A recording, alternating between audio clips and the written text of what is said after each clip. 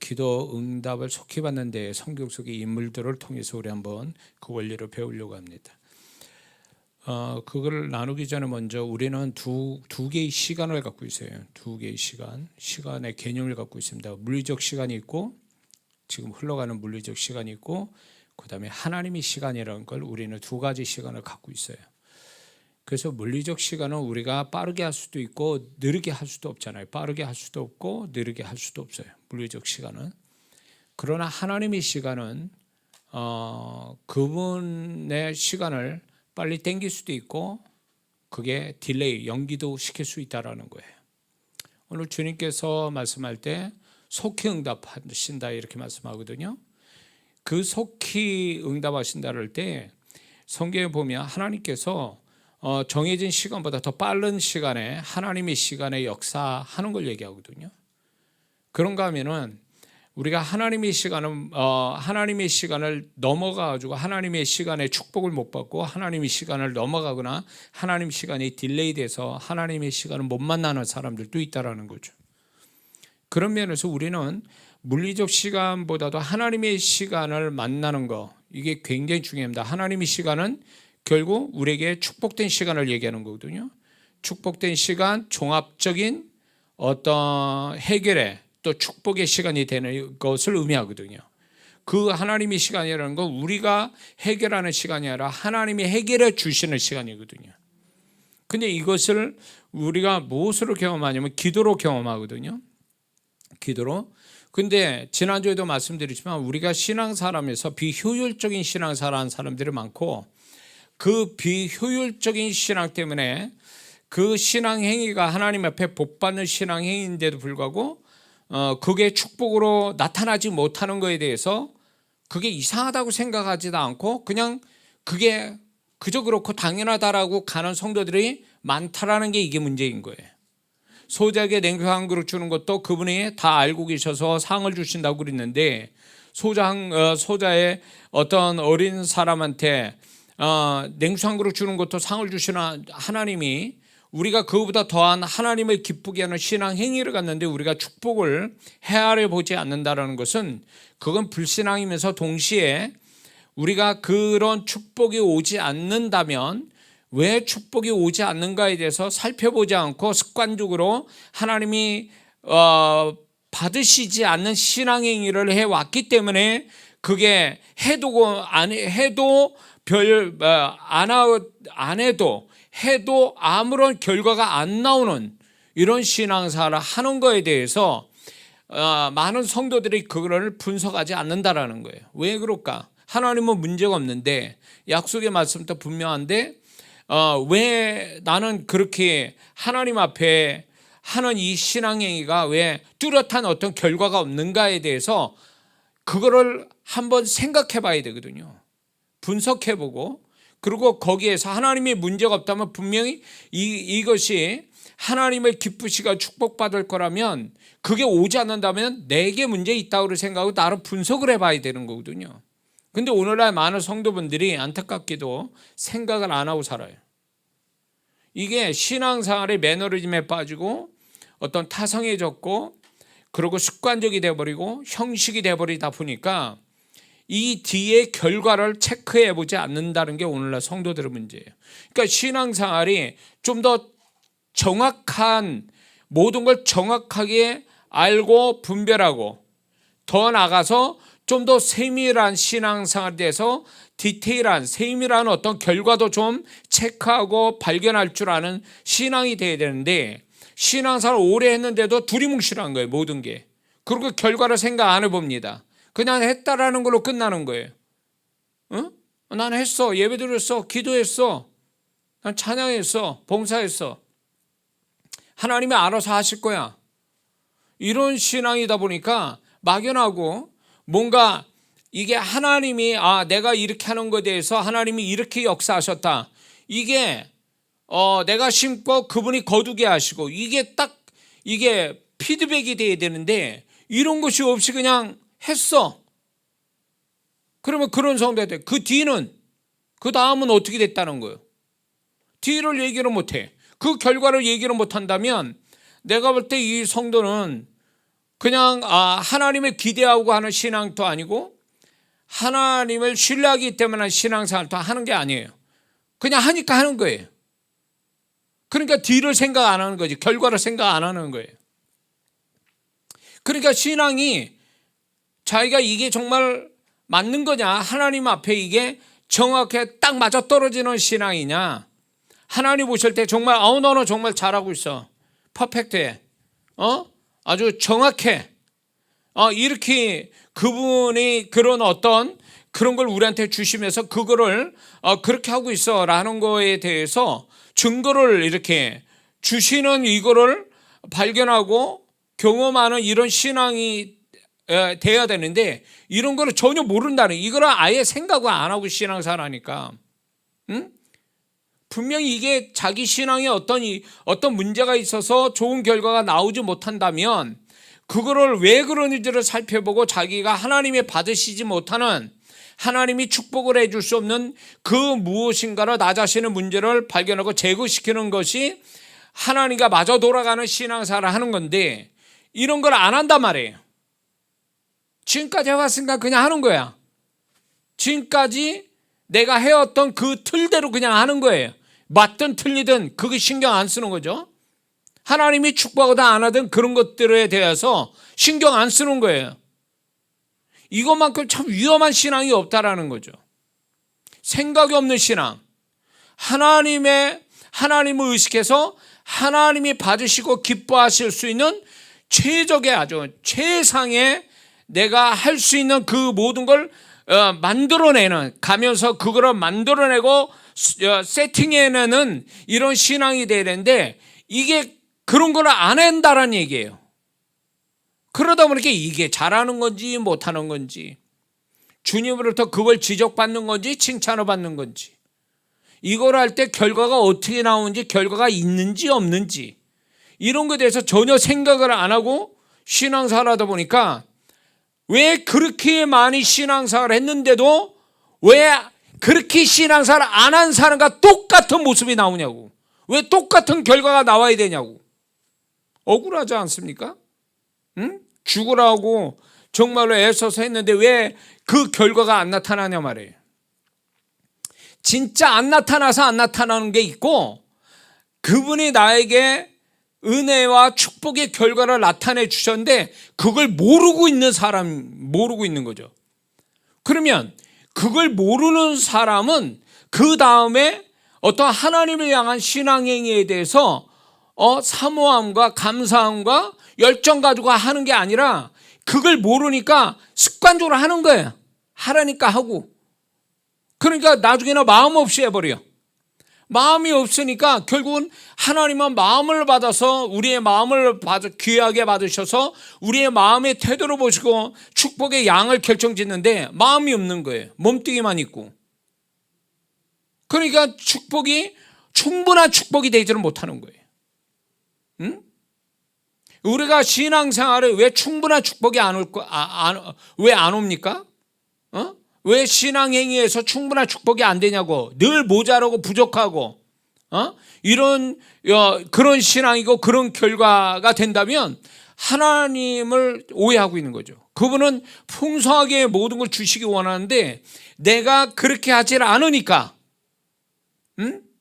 그러니까 그분이 딱 떨어지는 그분이 원하는 100%의 맞아 딱 떨어지는 그런 신앙의 모습이 아니다 보니까, 뭔가 하자가 있고 뭔가 하나님 앞에 석연치 않고 하나님이 기뻐할 수 없는 그 상태로 하니까 축복도 나타난 건지 안 나타난 건지 이렇게 돼버리고 마는 거죠. 그 중에 뭐가 아주 대표적이냐면 예배와 기도예요. 우리는 항상 예배 드리고 기도를 하는데 그게 내가 한 것만큼 그 결과가 나오느냐 이거예요. 근데 그 결과가 내가 한 것만큼 결과가 안 나오는 것에 대해서 이상하게 생각해야 되는데 이걸 이상하게 생각을 안 한다는 얘기예요. 그러니까 신앙이 결국은 하나님 앞에서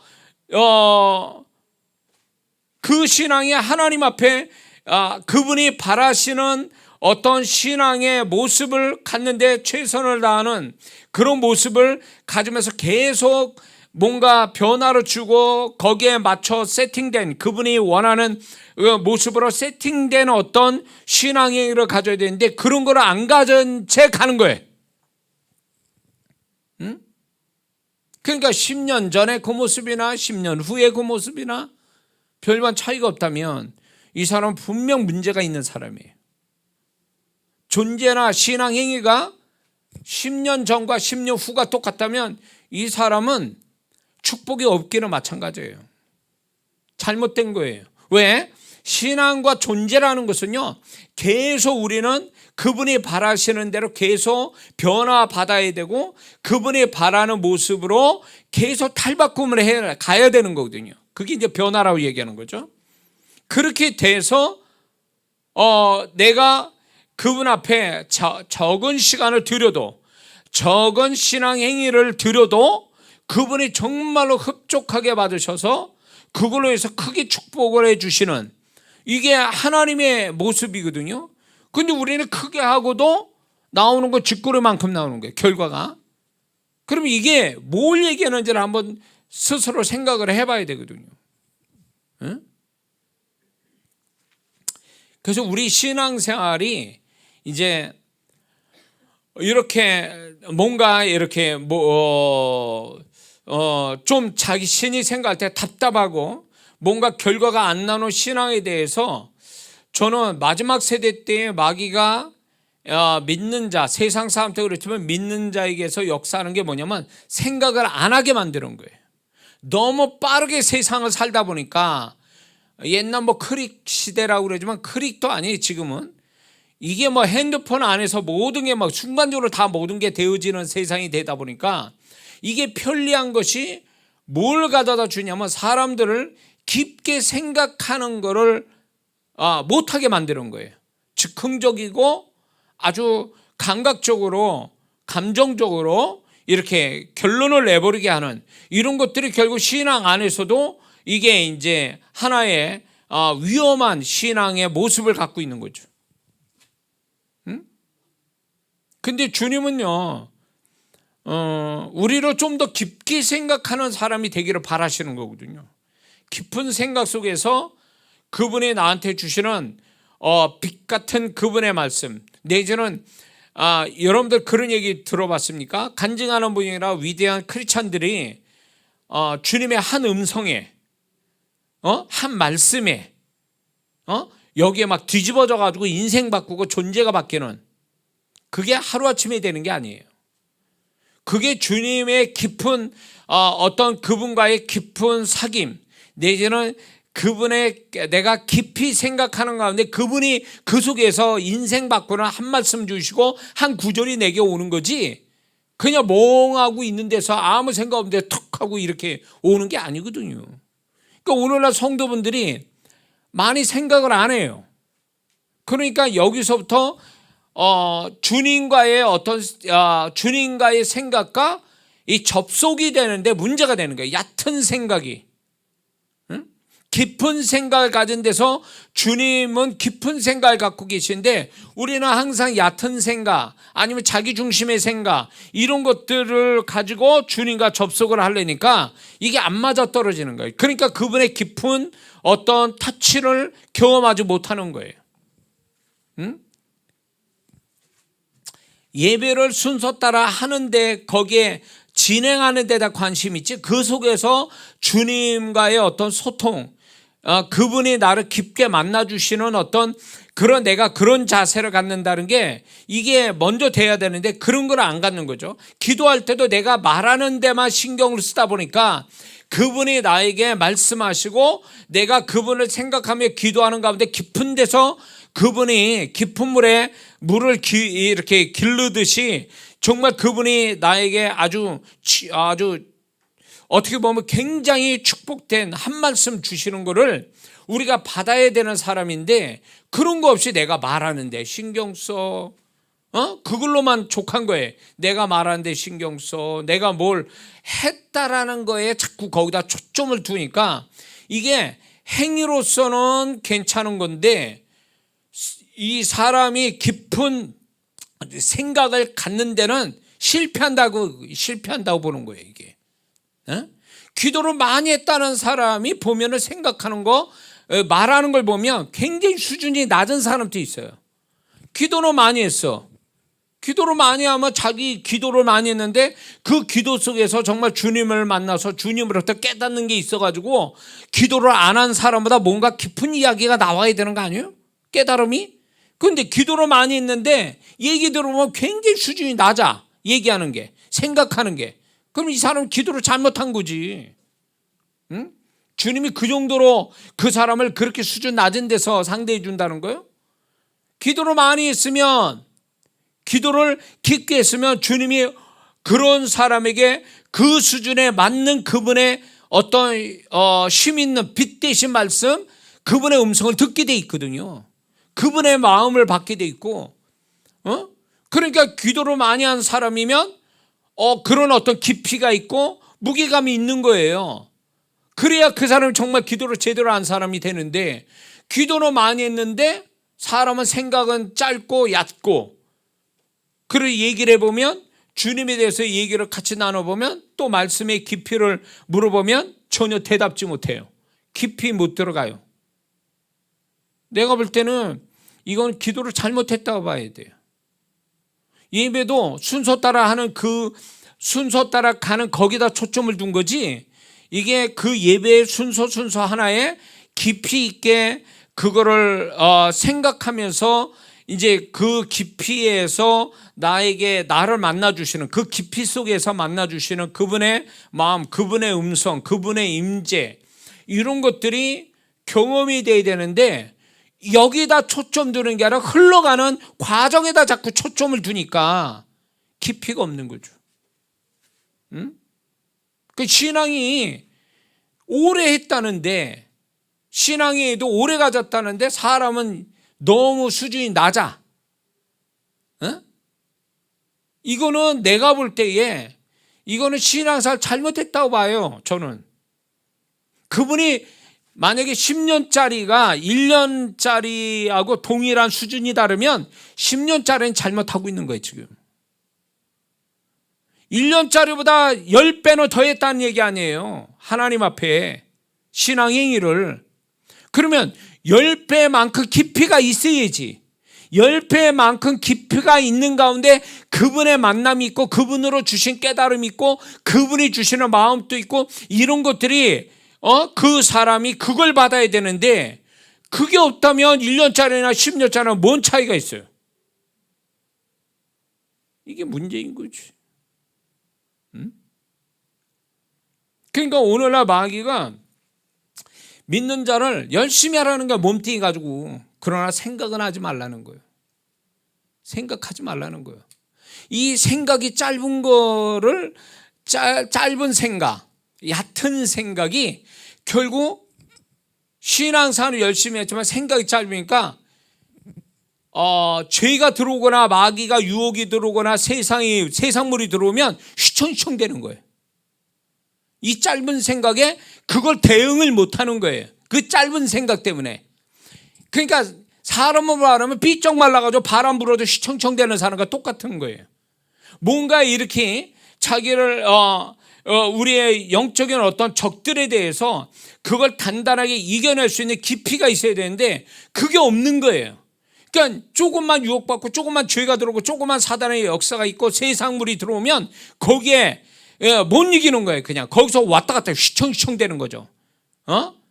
파도에 막 휘청대는 배와 같은 거, 조만간 확 뒤집어질 수도 있는. 근데 신앙생활을 하면서 깊이가 있는 사람은요, 결국은 그 깊이 있는 신앙생활이 그게 무게감을 갖게 되고 그게 힘이 되거든요.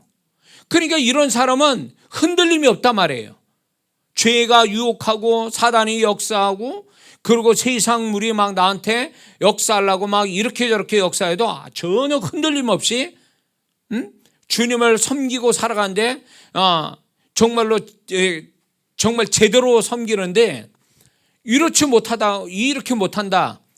신앙생활 10년 했는데 20년 했는데도 여전히 처음 신앙생활할 때와 같이 모든 게 불완전하고 생각도 얕고, 그래서 모든 나를 이렇게 죄나 마귀의 역사나 세상 것에 이런 거를 막 이렇게 흔들려 버리는, 파도 흔들리는 배처럼 이렇게 된 게 1년 전이었는데 10년 가서도 그렇다면 이 사람이 신앙생활 잘못하고 있는 거지. 응? 그러니까 목사님 입장에서는 교회 나와주는 게 너무 고맙고 감사하고 기특하고, 목사님은 그렇게 얘기할 수 있어요. 그러니까 그러나 정말 다른 각도로 생각해 볼 때 나와주는 거 좋지만, 교회 나오고 신앙 행위 갖는 거 좋지만 정말 깊이가 있느냐는 거예요. 깊이가 있어서 그 사람이 하는 것들이 하나님 보실 때 정말 잘하고 있구나. 그래서 그분이 어떤 칭찬하신 것이 또 좋은 어떤 축복으로 크든 작든 간에 축복의 결과로 나오고, 이런 게 피드백이 돼야 되거든. 주님 또 내 걸 통해서 영광 받으시고 기뻐하시고, 또 그분이 주시는 걸로 인해서 나는 또 기쁘고 감사하고, 그래서 이게 피드백이 돼야 되는데 피드백이 안 되는 거예요. 그분과 함께 나 혼자 주님이 이걸 좋아하든 싫어하든 나 혼자 애쓰다 끝나버리는 거지. 혼자 애쓰다 끝나는 거예요. 그분의 반응이 없다라는 거예요. 그분의 반응을 찾아볼 생각도 안 하는 거지. 했다는 걸로 끝나는 거예요. 그럴까요? 남녀 관계가 정말 사랑하는 남녀가 있을 때, 만약에 어떤 남자가 사랑하는 여자가 있어요. 여성이 있는데 남자가 정말 마음을 다해서 어떤 선물을 작은 거라도 주었어요. 그럴 때 줬을 때 이 남자가 이 선물을 정성을 다해서 선물을 줬을 때에 그 다음에 남자가 어떻게 할까요? 선물을 줄 때 남자는 어떻게 할 것 같습니까? 이 여자가 어떤 반응을 보이는지 볼 거 아니에요. 그러면서 너무 좋아하는 그 여성을 보면서, 여자를 보면서 주기를 잘했구나, 기쁘구나, 이런 걸 느낄 거 아니에요. 그리고 그 여성이 정말로 고맙다는 얘기를 할 때 그게 너무너무 선물 주기를 잘했고 이런 걸 통해서 피드백이 되는 거잖아요. 이게 사랑하는 남녀의 관계의 모습이잖아요. 일반적인. 그럼 주님과 관계도 그런 거거든요. 우리가 신앙행위를 갖는 그것이 다 그 주를 향해서 한다면 주님이 죽으신 분도 아니고 그분이 분명히 반응을 보이실 거 아니냐 말이에요. 그러면 그 반응을 내가 느끼면서 그분이 기뻐하시구나, 이렇게 하면 기뻐하시구나, 이렇게 하면 안 되겠구나, 이런 것들을 이제 생각하면서 그분이 기뻐하는 것을 또 그 다음에 이렇게 기뻐하시는 그 모습을, 그 느낌을 받으면서 그분이 또 그걸 통해서 나에게 어떤 은혜와 축복을 주실 때 주님이 이걸 받으시면서 나에게 이런 은혜와 축복을 주셨어 라고 하면서 이게 이렇게 피드백이 돼야 되는 거예요. 이게. 근데 혼자 지금 주님이 받으시냐 안 받으시냐 그 상관없이 내가 하는 데만 집중돼 있고 주님의 반응은 전혀 생각지 않고, 그러니까 이게 신앙이 혼자 하는 것 같은 기분이 드는 거예요. 어디다 벽 치고 얘기하는 것 같이, 벽에다 대고 얘기하는 것 같은, 사람에게 얘기하는 게 아니라 벽에다 얘기하는 거예요. 나한테 뭔가 피드백을 주는 어떤 대상이 없는 거지. 그러니까 신앙이 혼자 하는 거예요. 다 대상도 없는 혼자만의 그냥 애쓰는 거예요. 그냥 이게 불신앙이라는 거예요. 교회 안에 생활 속에 주님을 찾지 않는 것도 불신앙이지만, 신앙 행위에서 주님의 반응을 캐치하지 못하고 그분이 나한테 베푸시는 작은 은혜든 축복이든 그걸 발견해서 그분께 정말로 고백하고, 그럴 때 그분은 기뻐하셔서 또 내가 신앙행위에 은혜를 주시고 이러면서 이게 돌아가야 되는데, 이게 한 사이클로 돌아가는데, 이런 게 경험이 안 되는 신앙이면 뭐 하는 거예요? 그게 절간에 와서 열심히 불공 드리는 사람과 뭔 차이가 있어요? 죽은 부처에게 하는 거하고. 그러니까 오늘날 성도분들이 이런 어떤 살아계신 주님을 상대하는, 살아계신 주님을 만날 수 있는 신앙 행위에 대해서 이게 주님을 의식하지 않고 내가 하고 있다라는 거에만 초점을 두고, 그리고 이제 주님이 이걸 그냥 나는 했으니까 주님이 알아서 할 것이다. 그분은 나중에 받으실 거다. 지금 받고 계시는 게 아니라 나중에 받고 있다는 거죠. 이런 식으로 주님의 존재가 이 예배드리고 기도하는 사람이 있어서 너무 이거를 즉시로 그분이 나에게 예배나 어떤 기도나 찬양이나 이런 거에 반응을 즉각적으로 보이고 계신다는 거를 이 의식을 안 해요. 이런 거를 기대하지 않아요. 그러니까 신앙이 작용치 않은 거예요. 주님과 함께 하는 게 아니라고. 응? 주님이 어떤 반응을 보이는지 생각을 안 하고 한다면 이건 혼자 하는 거지, 혼자. 응? 그래서 이런 신앙의 문제를 우리가 정말 다시 한번 생각을 해봐야 돼요. 생각을 깊게 하는 거, 주님을 의식하고 주님의 반응을 보이고 그분의 내가 한 것에 대한 결과를 좀 더 우리가 살펴보면서 그걸 또 감사히 여기고 고백되어질 때 그분이 또 새로운 은혜를 주시고 이런 어떤 과정들이 있을 때 신앙행위가 신앙생활이 굉장히 재밌어지는 거죠. 믿습니까? 네. 그래서 주님을 놓치지 마세요. 주님을 기억하면서 신앙생활을 해야지, 주님을 기억을 하지 않는 채, 의식하지 않는 채 내가 뭘 하고 있다는 데만 자꾸 신경 쓰다 보니까 이게 소위 말하면 신앙행위 속의 불신자가 되는 거예요. 이게. 주님이 기뻐하시겠습니까? 만약에 예를 들어서 내가 정성을 다해서 무슨 선물을 내 사랑하는 어떤 상대한테 선물을 줬어요. 주고 반응을 보이는 게 아니라 던져놓고 도망가 버려. 이건 있을 수 없는 일이에요. 그러면 그게 아무리 물건이 귀해도, 선물이 귀해도 받는 사람 입장에서는 황당하고 기분 나쁜 거죠. 주고 좀 그 선물을 주면서 받는 사람의 표정이나 어떤 그걸 보며 또 기뻐하고, 그래서 감정의 교류가 또 일어나면서 서로가 기뻐해야 되는데 던져놓고 가버려. 이게 무슨 선물이에요, 그게? 응? 했다 이거야. 나는 당신에게 줄 걸 줬다 하고 딱 돌아서서 갈 때에 받는 사람 기분이 황당한 거 아니에요? 그러니까 우리가 이게 좀 극단적인 비유가 될 수도 있는데 신앙사를 이렇게 한다는 거예요. 주님을 의식하지 않는다. 주님의 반응을 생각하지 않는다. 주님이 어떻게 하는지를 좀 기다려보는 이런 게 참 필요한데, 그분을 또 의식해서 그분의 반응을 기다리는 이런 게 굉장히 필요한데, 우리는 그분은 천국 가서나 보는 사람, 내가 기도할 때 부를 대상으로만 생각하고 그분은 지금 내 곁에 있는 게 아니라 한참 뒤에 나타나신 분이거나 천국 가서 만나는 분으로 인식한다면 이 사람 신앙은 잘못된 거죠. 잘못된 거라고. 찬양을 할 때도 저는 이 찬양을 이렇게 저도 이제 부르면서 다 그런 건 아닌데, 내 심령을 아시고 내 상황을 아신 주님이 찬양을 딱 부르는데 어느 순간에 어느 단어에 어떤 한 구절에 어떤 가사 하나에 확 꽂혀가지고 막 내가 그 가사에 잡히는 경우가 있어요. 그래가지고 그것이 나에게 새로운 주님의 음성이 되고 깨달음이 되고 힘이 되고 그게 자유함을 주고 이런 경우가 있거든요. 그러면 그 가사가 유독 그 가사에 그 단어에 왜 내가 그런 반응이 내게서 일어날까?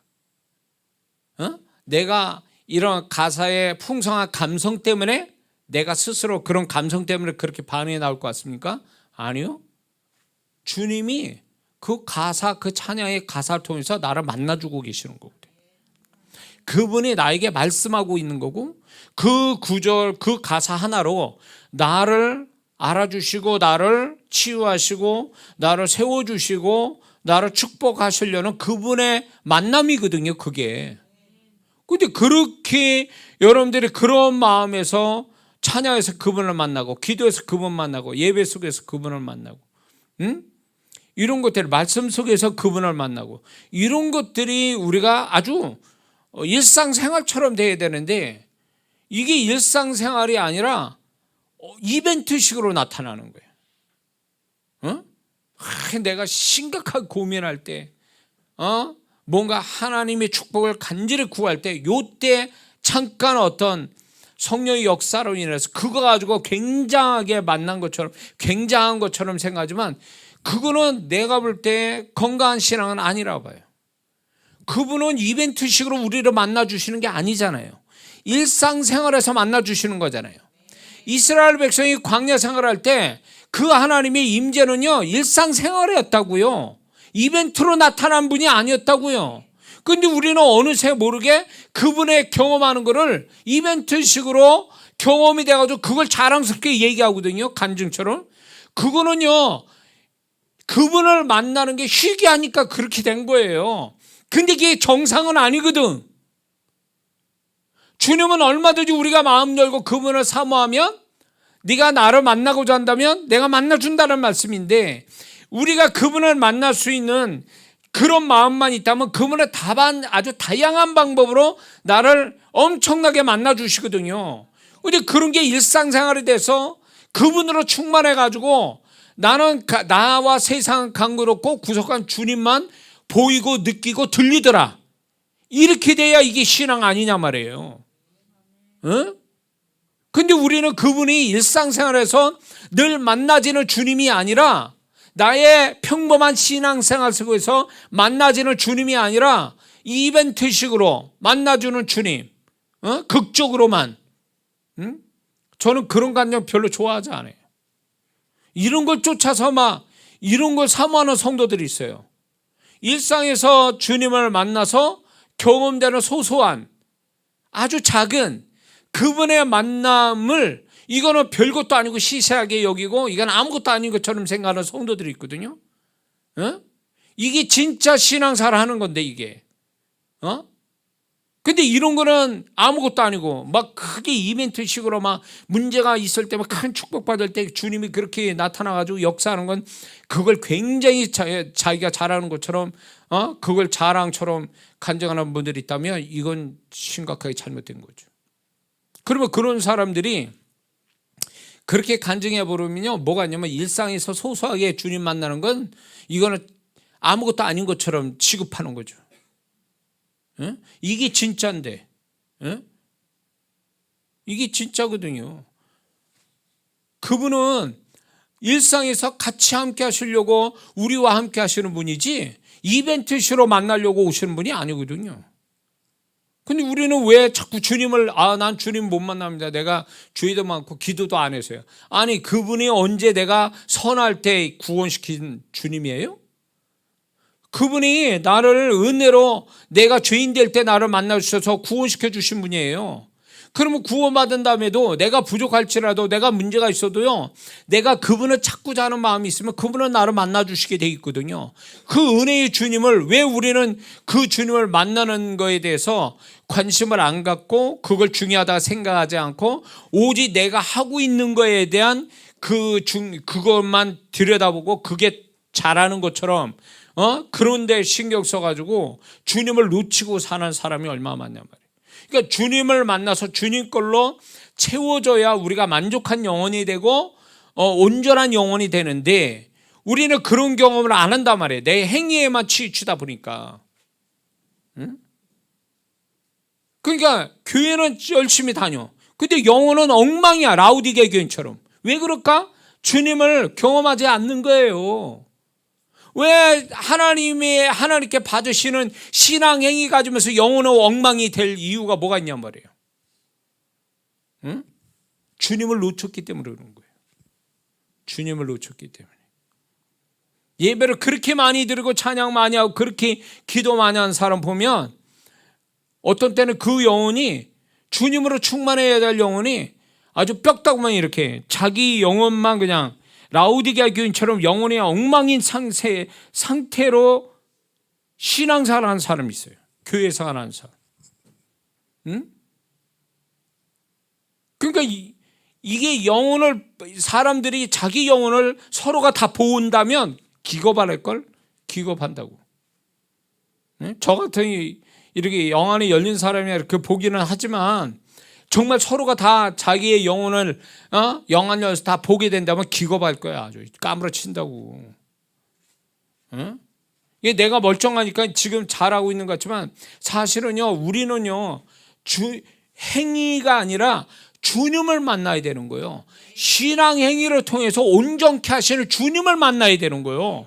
그래서 그 주님으로 치유도 받고 그 주님으로 내 불완전한 영혼이 온전해지는 거, 그분으로 또 그분의 것으로 해서 내 내면이 축복이 되는 거, 이런 것이 결국 내 행위가 축복이가 되고, 그리고 그것이 결국 내 삶을 축복으로 이끌어가게 만드는 건데, 우리는 우리의 존재가 그분을 만나서 그분의 것으로 채우는 축복을 받지를 못하니까 교회 생활 그렇게 했는데도 교회 문만 허전한 거지. 공허하고 뭔가 비어있는 듯한 느낌 받고, 그거는 내적으로 그분으로 충만하지 못한 상태가 되니까 이렇게 되는 거예요.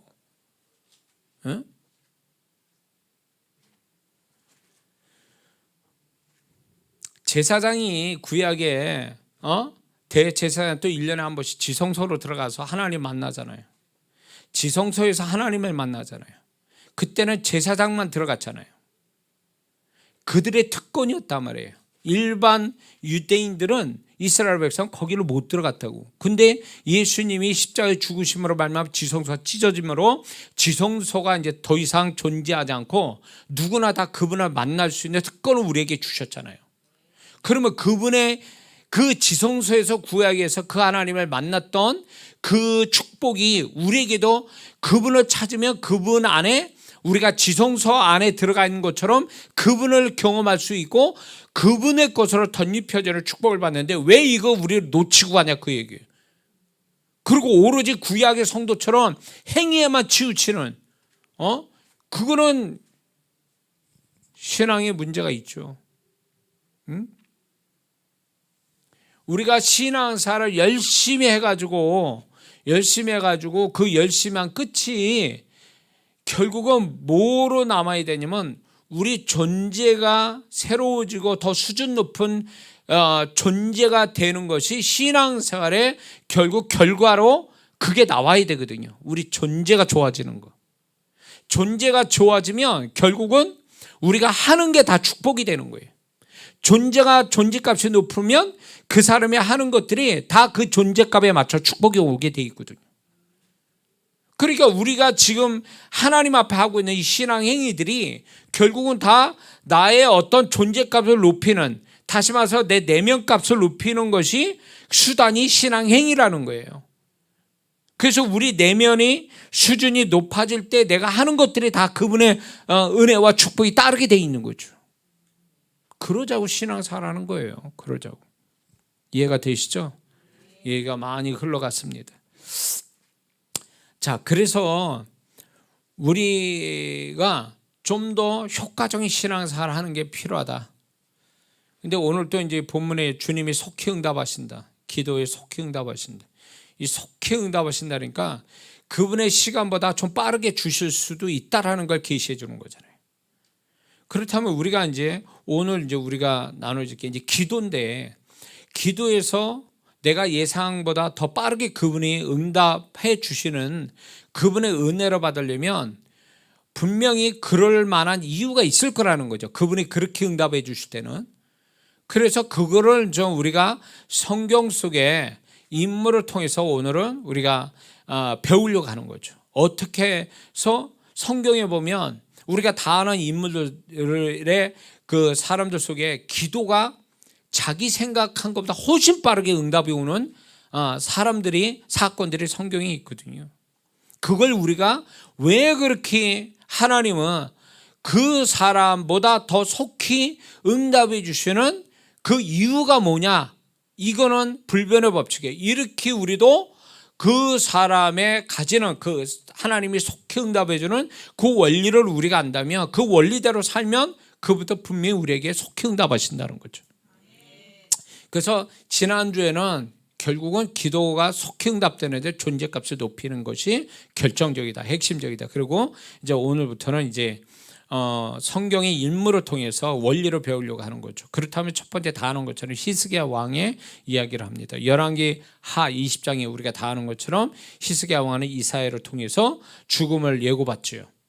근데 그 죽음이 얼마나 생각할 때 하룻밤을 지나기 어려운 어떤 그런 걸로 암시하거든요. 근데 이사야가 정말로 그 성을 나가기 전에 다시 하나님의 음성 듣고 가서 다시 얘기하죠.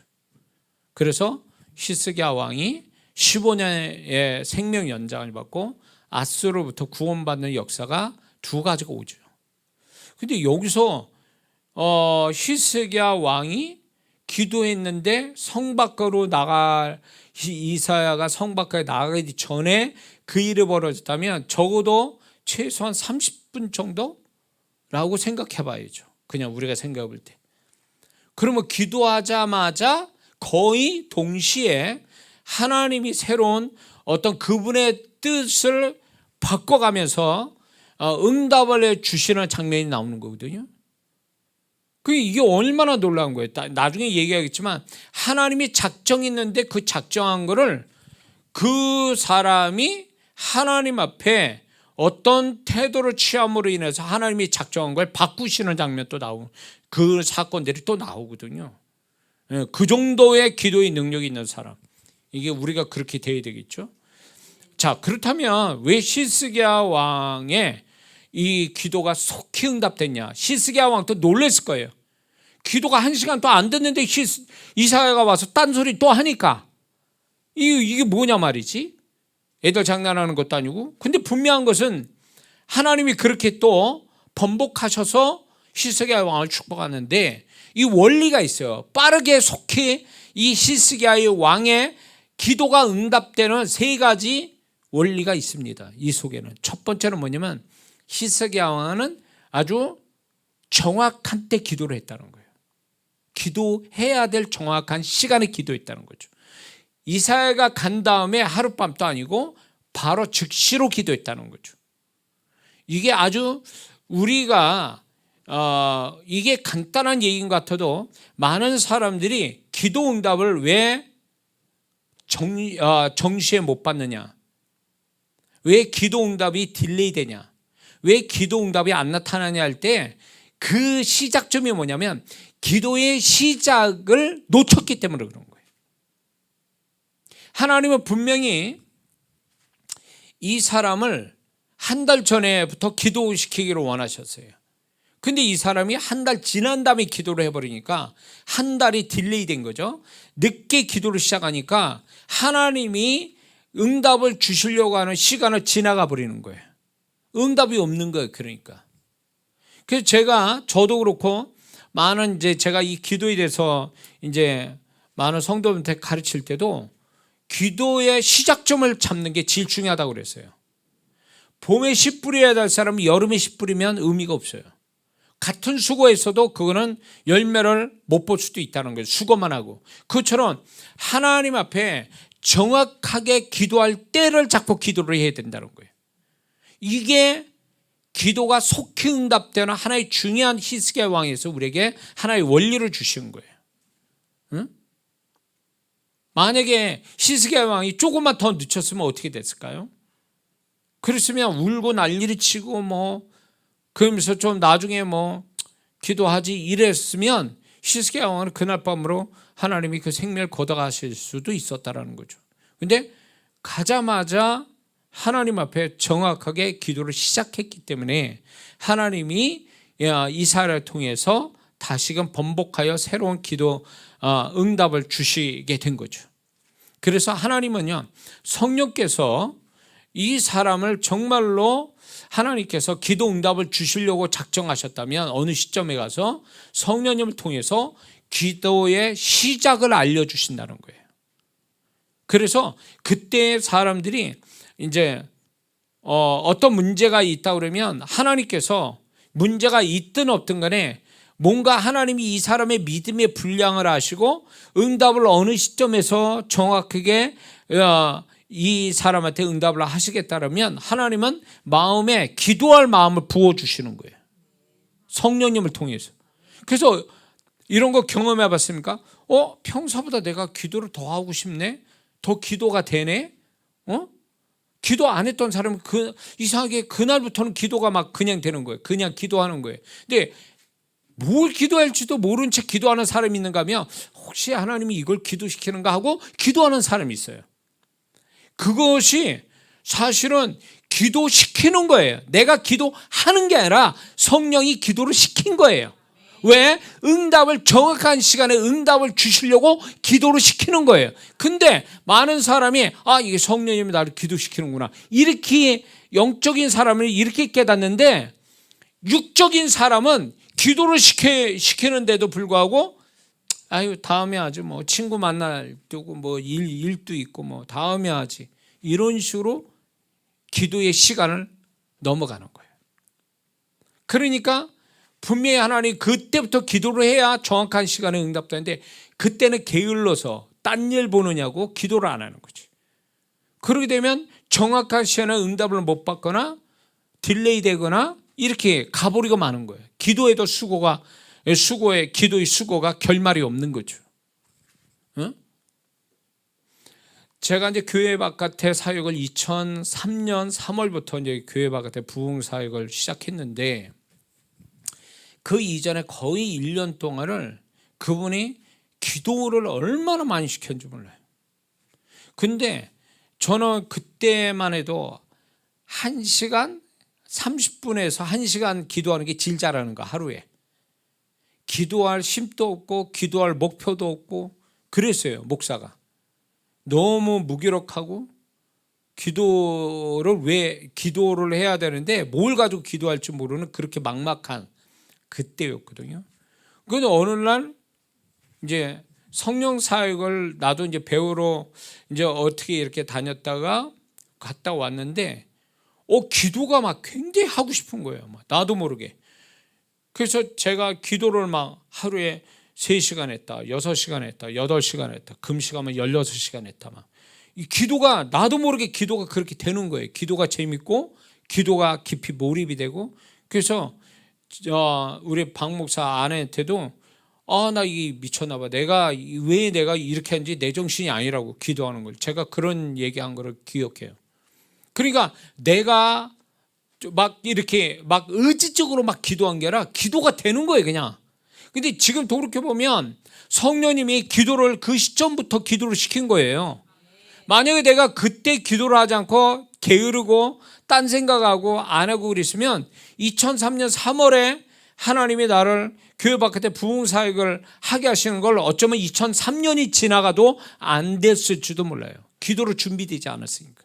근데 기도를 충분히 나도 모르게 기도하지 때 되면 금식시키지 막 정신이 없는 거야 막.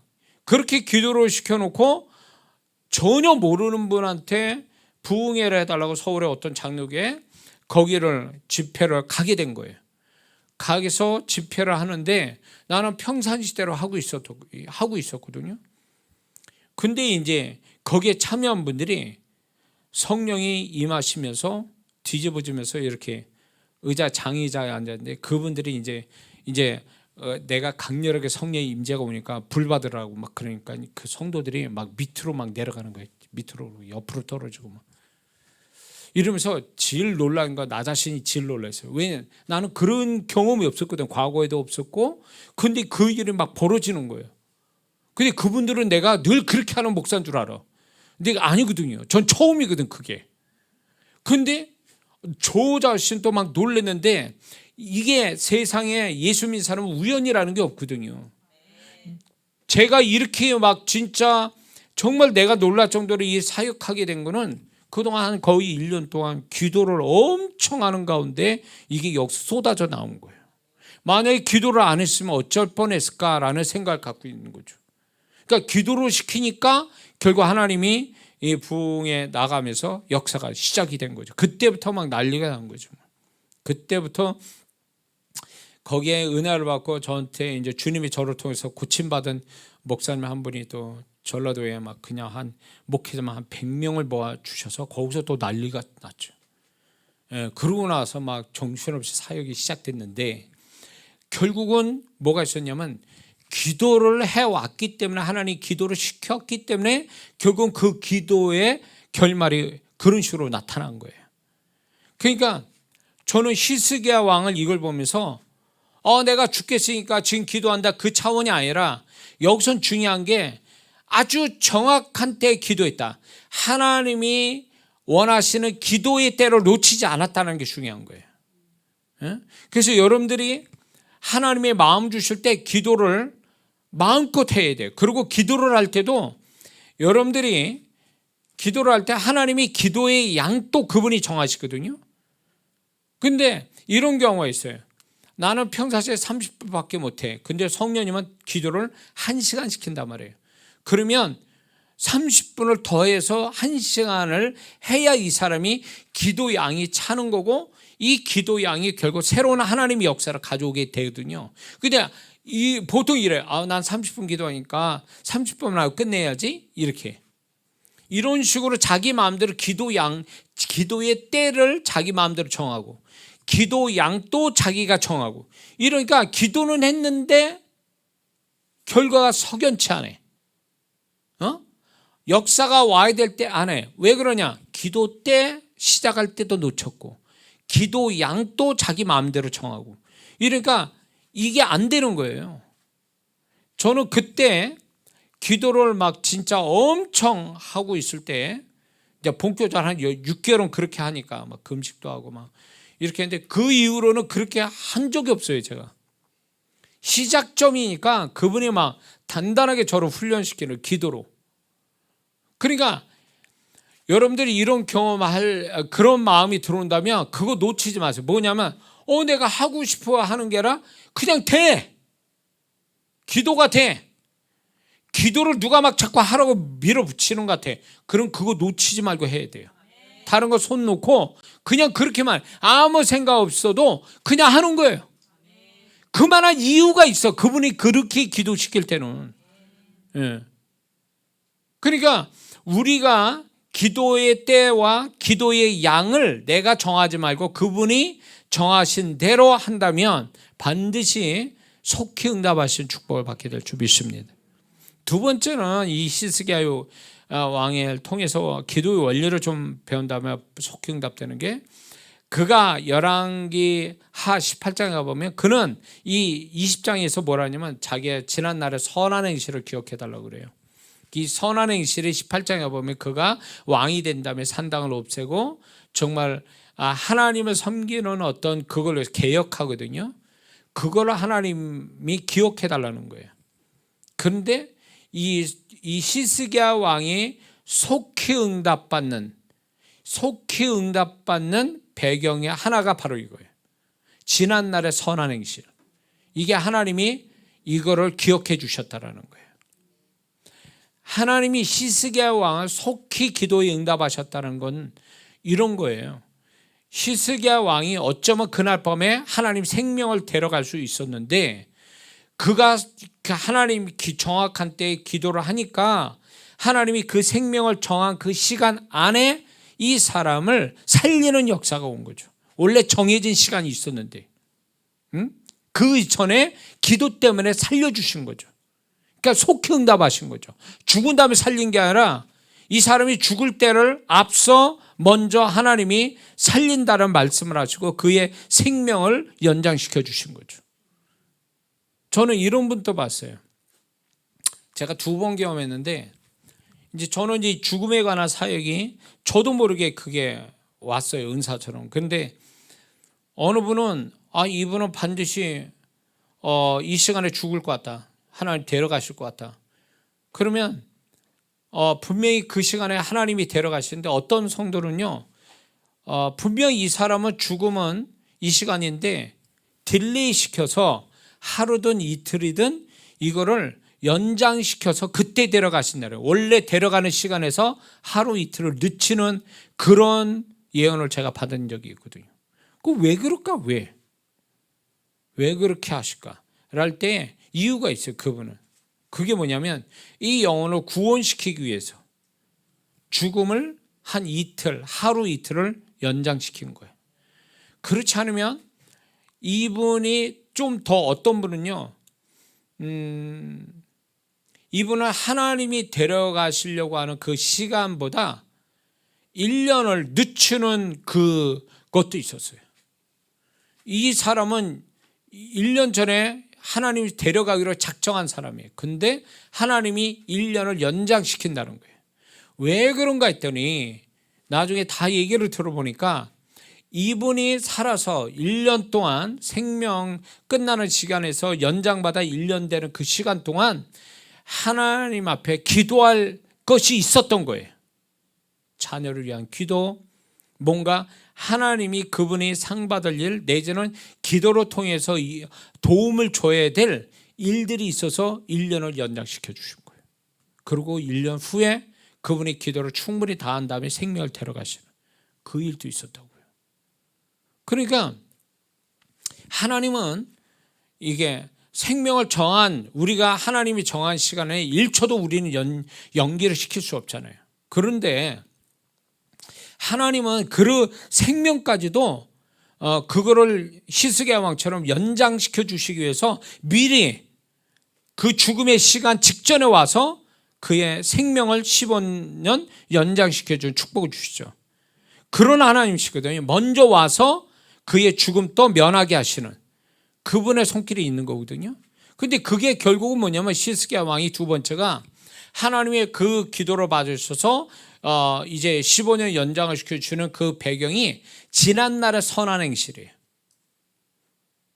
그래서 기도가 속히 응답되려면 여러분들이 그때마다 하나님이 나를 통해서 영광을 받으시고 나를 통해서 그분이 기쁨을 받으시려고 하는 일에 대해서 최선을 다하라는 거예요. 그 선한 행실이 그때는 축복이 아닌 것 같아도 나중에 이 사람이 어떤 문제가 있을 때에 하나님께서 속히 응답하시는 근거가 되는 거예요. 이게 선한 행실이. 그래서 하나님은 반드시 그 사람이 기도의 내용만, 기도의 양만 가지고 그 사람이 기도를 축복하고 응답하시는 게 아니라 기도하는 자의 지난 날까지도 다 계산해 보신다는 거예요. 응? 이 대단히 중요한 거예요. 그래서 예수 믿는 사람이 잔머리 써가지고 고생 안 하고 뭐 주님 앞에 손에다 안 보려고 그러고 편하게 신앙 살려고 하는 사람은 당장은 편할지 몰라도 후에 정말 하나님이 기도 응답을 속히 주려고 하시는데 속히 못 받는 원인이 여기에 있어요. 하나님이 하랄 때 안 하고 선한 행실을 갖지 않는 거. 이것이 결국은 하나님이 속히 응답해 주시는 것에 축복을 못 받는 원인이 여기 있다는 거죠. 근데 히스기야 왕은 왕이 되고 나서 그는 정말로 하나님 기뻐한 일을 행한 것들을 결국 하나님이 기억해 주셨다는 거죠. 그래서 우리가 자기가 몸담고 있는 교회에 어떤 하나님이 또 자기한테만 부탁한 일들을 핑계 변명되지 말고 할 수 있는 데까지 최선을 다하면 그게 당장은 축복이 안 와도 어느 날 내 기도가 속히 응답되게 하시는 하나의 계기를 주신다라는 거예요. 믿습니까?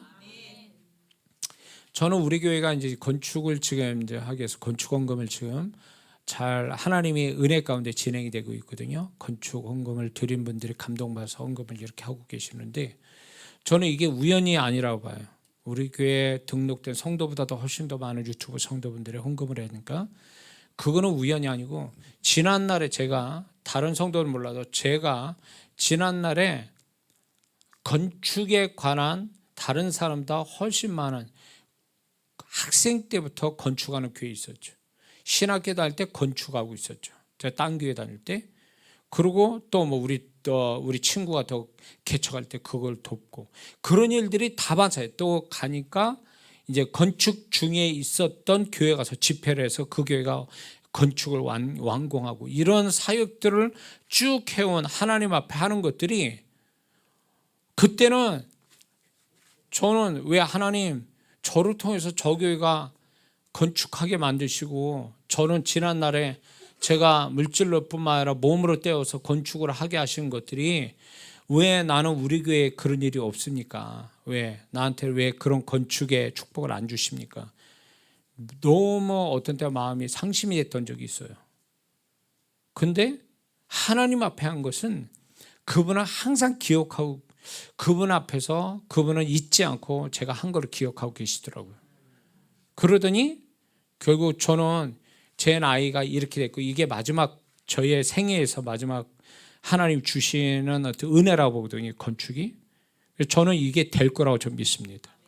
왜냐하면 지난날에 내게 하나님이 건축에 관해서 헌신한 것들을 이제 그걸 보상하시려는, 만약에 지난날에 그게 없었다면 지금 이 건축되어지는 건축원금의 이런 부분도 이렇게 진행될 수 없다라는 얘기죠. 지금 가뜩이나 다 어렵고 힘든데, 저는 저한테 기도 한번 받아본 적이 없고 전화로 통화한 적도 없는 그분들이 크게 헌신하고 이런 것들이 그냥 사람만 가지고 되겠냐고요.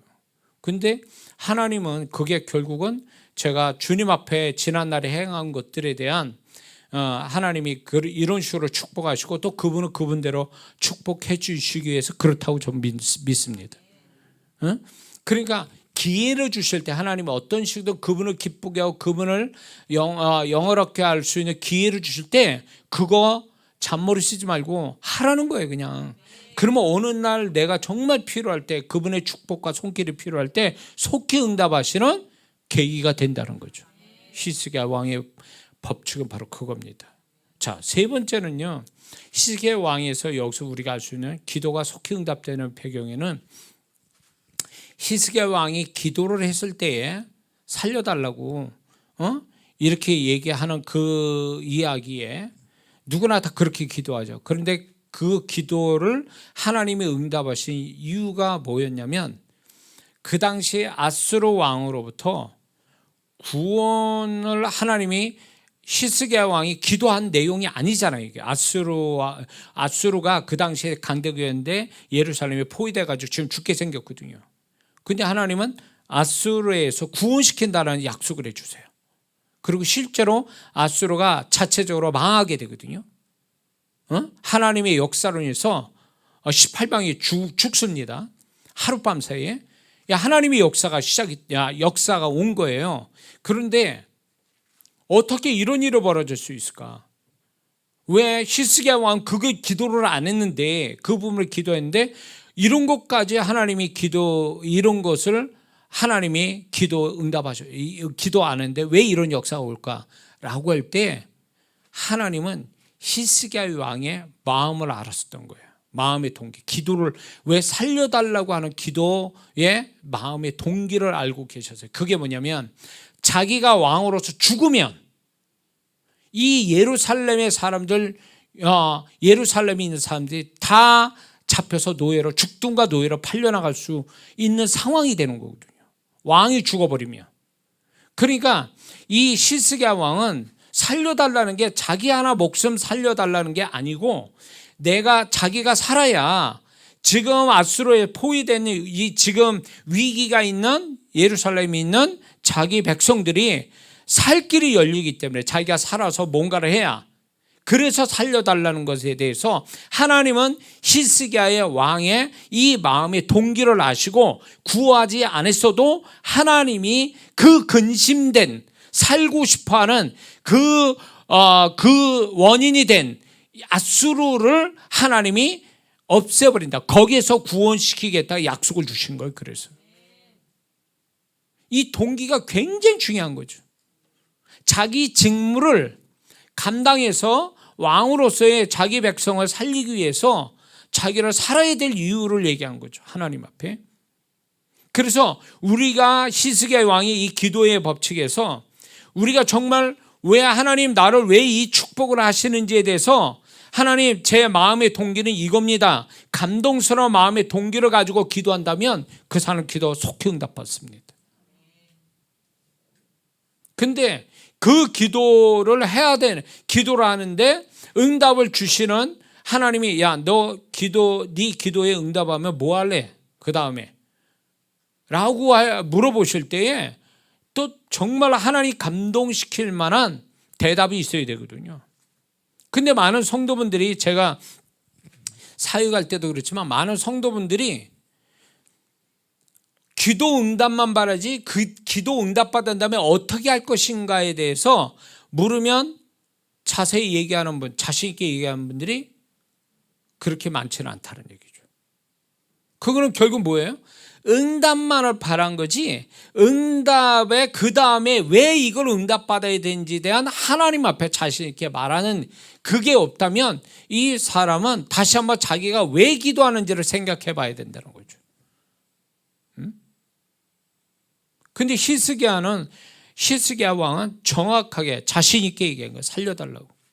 왜냐하면 자기 민족, 자기 백성 때문에 왕으로서 직무를 잘 감당할 수 있게 해달라고. 그러므로 그가 구하지 않은 것인데도 불구하고 하나님이 응답하시는 데는 이런 이유가 있었다라는 거죠. 그래서 우리가 기도를 할 때 제가 이제 한때 이제 목회가 어렵고 싶으니까 하나님 저희 교회 성도도 좀 보내주세요. 근데 이제 그 성도들을 하나님 그래서 교회가 좀 부흥되게 해주세요. 이렇게 기도를 주야장창에 있는데 어느 날 그건 주님의 음성인데 음성처럼 나타나는 게 깨닫게 하시는 게 뭐냐면 너 그럼 그 많은 성도 내가 너한테 주면 너 어떻게 할래? 이런 거에 대해서 상상을 하게 하시더라고요. 성도가 많아졌다. 그러면 내가 그 다음에 어떤 태도를 취할 건가? 이런 거에 대해서 기도하다가 상상이 된 거예요. 상상하는데 가만히 생각해 보니까 영혼들 많이 보내주세요. 교회가 부흥되게 해주세요라고 기도가 틀린 기도는 아닌데 그 기도에서 이루어진 다음에 내가 어떤 태도를 취할 건가 정직하게 내가 상상해 보니까 나는 이 기도 응답받으면 안 될 사람이에요. 왜?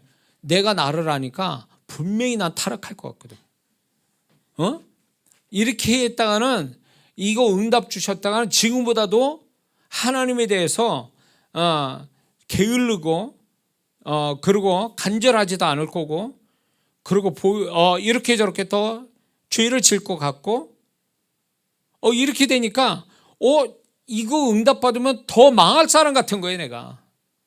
그러니까 이게 내가 일부러 상상한 게 아니라 하나님이 그런 식으로 저한테 얘기하신 거예요. 그 상상하면서 그분이 말씀하는 거예요. 자, 내가 너를 축복 주면 그 다음에 너 어떻게 할래?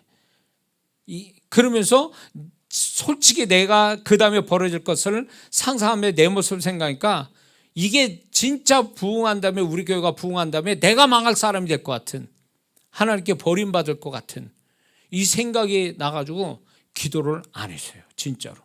하나님 영혼 주지 마세요. 그냥 이렇게 제가 지금 주신 영혼이라도 제가 잘 감당하고 그래서 이 영혼들과 함께 나도 좀 하나님 보시기에 기뻐하는 존재가 되어 갈 때에 주님이 그때 신뢰하실 만할 때 저를 주세요. 정말 기도로 그렇게 했어요. 그래서 그때부터 그런 상상을 안 했어요. 그러니까 많이 주시면 내가 어떻게 할까? 또 많이 주시면 나는 망할 사람 같다. 막 이런 생각이 한동안 있어가지고 그냥 지금 주신 것만 해도 감사합니다. 이런 식으로 했어요. 예. 그런 식으로 제가 목회를 했거든요. 근데 그 기도가 나는 맞았다고 봐요.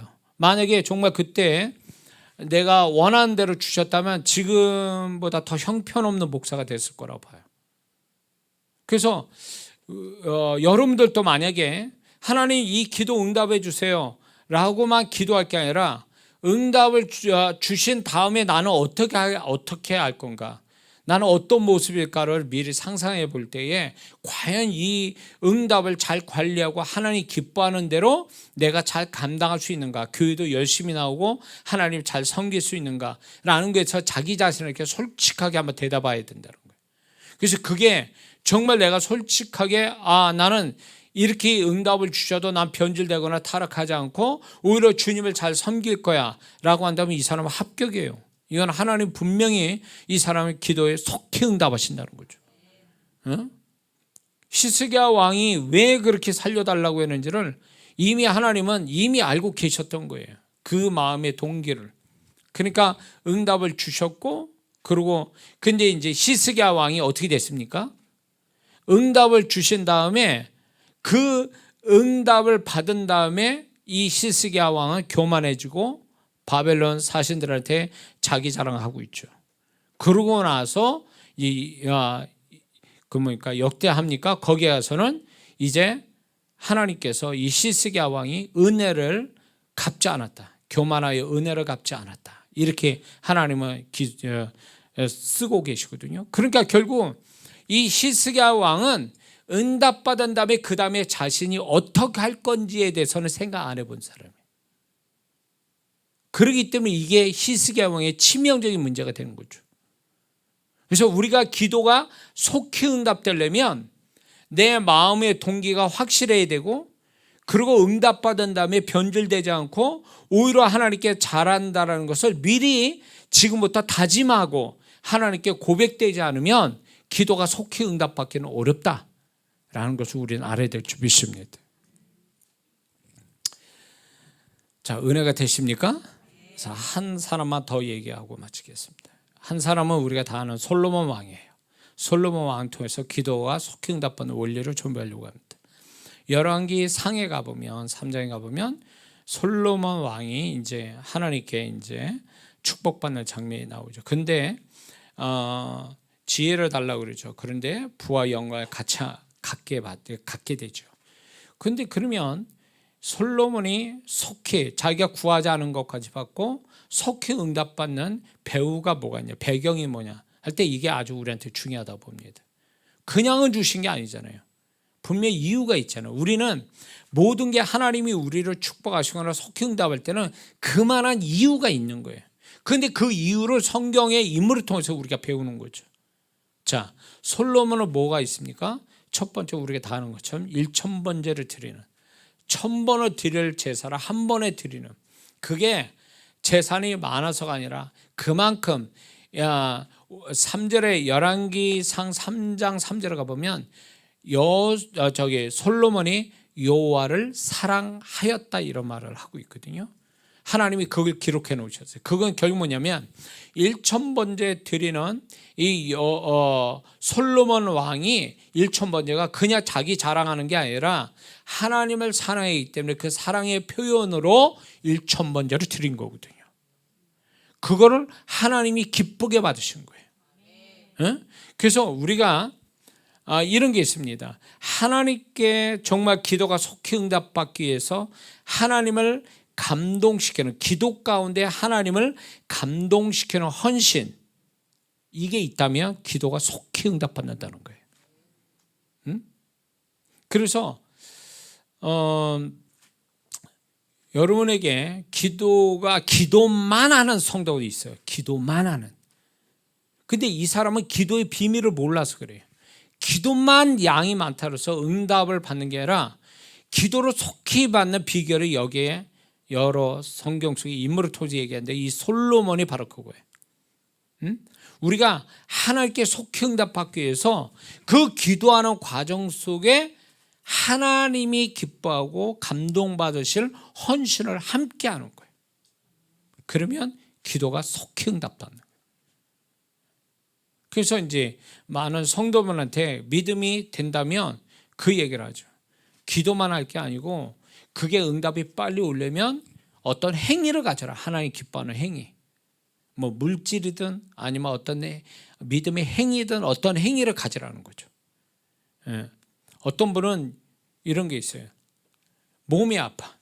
그 몸이 낫게 해달라고 기도했는데 하나님은 이제 뭐라고 얘기하냐면 저를 통해서 야, 전도해라. 이렇게 얘기하세요. 그러니까 이 성도는 몸도 아파 죽겠는데 전도를 하라고 그러니까 기도하는 것도 벅찬데 전도하라니까 이게 기가 막힌 거예요. 근데 주님은 이 사람을 기도를 치유받고 싶어하는 기도를 속히 응답하시려고 전도라는 하나님을 감동시키는 행위를 갖게 하시는 거예요. 동시에 같이. 그러면 이게 속히 응답되는 비결인데 이거를 안 하니까 하나님은 그 마음을 주셨고 그렇게 하게 하셔서 속히 응답하는데 안 하는 거예요. 이래저래 핑계대고 이유대고 그래서 안 하면 기도는 속히 응답받기는 어렵다. 그런 거거든요. 예? 그래서 이런 경우를 제가 종종 보게 되거든요. 저한테도 그렇고 많은 성도분한테 그냥 기도만 하지 말고 기도하는 과정 속에 하나님 기쁘게 하는 뭘 해라 이런 얘기가 주문이 있어요. 예? 그 어떤 분이 이제 지금 기억나는 거는 제가 몇 번 얘기한 것 같은데 그 오래됐어요. 그 사역 기억이 너무 선명해서 그분은 자기가 이제 양말인가 장갑 공장을 하고 있었어요. 근데 그게 물량이 얼마 없으니까 몇 시간 못 하고 이제 공장이 거의 쉬다시피 됐는데 이분이 집회를 참석했어요. 집회를 참석했는데 주님 그분은 그걸 위해서 공장이 잘 돌아가도록 근데 뭐라 그랬냐면 이분이 기도할 때 하나님 앞에 하나님 우리 공장이 24시간 쉬지 않고 돌아가는 공장이 되게 해주세요. 이렇게 늘 기도해 온 분이에요. 근데 제가 이제 집회를 하는 가운데 이런 얘기했어요. 여기에 어느 집사님이 어떤 감동을 하나님 주셨는데 그거를 그대로 순종하라고 말씀합니다. 이랬거든요. 그러다 이제 사역을 했는데 딱 그분이 이제 사역이 된 거예요. 그 사역할 딱 순서가 돼서 딱 사역하는데 그 감동이 온 거예요. 저한테 이분이구나. 그래서 하나님이 그 감동받은 대로 하라고 그러는데 무슨 감동이 있었어요? 그러니까 이분이 뭐라고 얘기하냐면 담임 목사님 그때 담임 목사님에게 지금 한 20년 채 못 됐는데 담임 목사님부터 어느 날 그 양복을 해드려야 되겠다라는 그 공장도 어려운데 양복을 해드려야 되겠다라는 감동이 왔대요. 근데 이제 이게 재정도 어렵고 이러니까 이런 감동이 있음에도 불구하고 이제 못했던 거예요. 안 하는 게 아니라 못했던 거예요. 근데 제가 그 얘기하니까 이분이 놀란 거예요. 그러더니 그날 저녁에 이분이 담임 목사님 그 양복을 위한 헌금을 100만 원을 드려야 돼요. 그 100만 원 드리고 싶었던 거예요. 그래서 그거를 그대로 드린 거예요. 드렸는데 주님이 이렇게 말씀하시더라고요. 저 집사한테 소원 하나를 얘기하라. 하게 하라. 그럼 내가 응답하겠다. 그래서 얘기를 하라고 그러니까 이분이 공장이 24시간 계속 돌아갔으면 좋겠습니다. 그래서 제가 이제 그 축복 주님의 음성 듣고 그것이 그대로 이루어지라고 이제 제가 기도를 해드렸어요. 그리고 집회 마치고 나서 그 공장이 정말 24시간이 쉬지 않고 돌아가는 축복을 받았어요. 그러니까 이분의 기도는요, 결국 이 헌신을 통해서 기도가 속히 응답된 거예요. 저는 굉장히 놀랐어요. 이분이 결국 나중에 오랜 후에 제가 그분이 저를 만났는데 그분이 이제 신학교 가서 이제 지금 목회자가 됐어요. 근데 그 얘기 들으면서 하나님이 이런 방법을 쓰시는구나, 이런 방법. 근데 그게 할 만한 사람한테 하는 게 아니에요. 정말 여건이 안 되는 사람한테 꼭 이렇게 얘기하세요. 이런 감동을 주시고 이런 부담을 주세요. 근데 믿음 있는 사람이면 하는데 못한 사람은 이유가 있겠죠. 그러면 이게 빨리 속히 응답하여 주시는 하나님의 손길을 경험 못해요. 근데 하나님이 그런 와중에 그런 마음을 주신 그대로 하게 되면 정말 속히 응답하시는 걸 보게 된다는 거죠. 응? 지금 생각나는 게 개척교회 하셨던 목사님 사모님이 저희 집회 그러니까 목회자 세미나에 참석했어요. 제가 인도하는데 참석했는데 이분이 이제 집회 참석하고 은혜 받고 돌아가시는 중에 이제 기도를 이렇게 했는데 재정적으로 어렵고 막 이랬었거든요.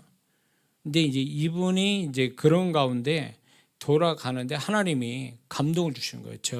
저에 대한 사역에 대한 하나님이 이제 헌금하라 이런 감동을 주신 거예요. 근데 이제 저도 생각지 않았죠. 근데 이분이 그 감동을 따라서 헌금을 했어요. 제 사역을 위해서. 딱 헌금을 했는데 놀라운 게 어떻게 응답하셨냐면, 이분이 재정적으로 어려우니까 이분이 생각지도 않는 수원에 짜투리 땅이 하나가 있었던 거예요. 이건 생각지도 않았던 건데, 그 별거 아닌 짜투리 땅이 있었는데 그 땅을 어느 건축업자가 전화가 왔대요. 그 땅을 팔으라고. 그래서 이게 뭔 일인가, 그 땅은 쓸모도 없는데 뭐 땅을 팔으라고 그래. 그 별것도 아닌데. 그런데 알고 보니까 이 건축업자가 대단히 아파트를 세우는데, 아파트를 건축하는데 길이에요. 그게 들어가는 길. 그 길을 내야 되는데 이 사모님의 땅을 밟고 가야 되는 거예요. 그래가지고 건축업자로 인해서 그 땅이 생각지도 않게 1억 얼마를 받게 됐어요. 그래가지고 그분의 재정이 채워지는 역사가 있었죠. 그래서 이런 경우가 있어요. 내가 하였으고 막 기도했는데도 뭔가 와야 될 응답의 때가 오지 않고 있다면 하나님이 이걸 알아야 돼요. 솔로몬처럼 뭔가 하나님을 감동시키는 헌신을 요구하시는가 한번 생각해 봐야 된다. 그런 어떤 부담, 그런 감동이 오느냐? 그러면 그걸 해야 되는 거예요. 이 솔로몬이 결국은 속히 응답이 되고 구하지 않은 것 같이 얻게 되는 그 최초의 배경은 하나님 앞에 1,000번째 드린 그것이 결정적 역할을 한 거거든요. 그러니까 우리도 기도가 속히 응답되려면 그렇게 기도하는 가운데 하나님의 헌신을, 감동을 드리는 이 헌신이 필요하다라는 걸 잊지 말아야 될 줄 믿습니다. 수뗏 여인도 결국은 엘리사를 이렇게 싫다는 거 계속 붙잡고 그냥 방에 이렇게 방을 만들어 드리고, 이런 것들이 결국은 수뗏 여인이 복을 받게 되죠. 아들을 얻게 되고, 또 아들이 죽었는데도 또 아들이 또 살게 되는 이 역사가 결국은 엘리사가 감동을 받은 거죠.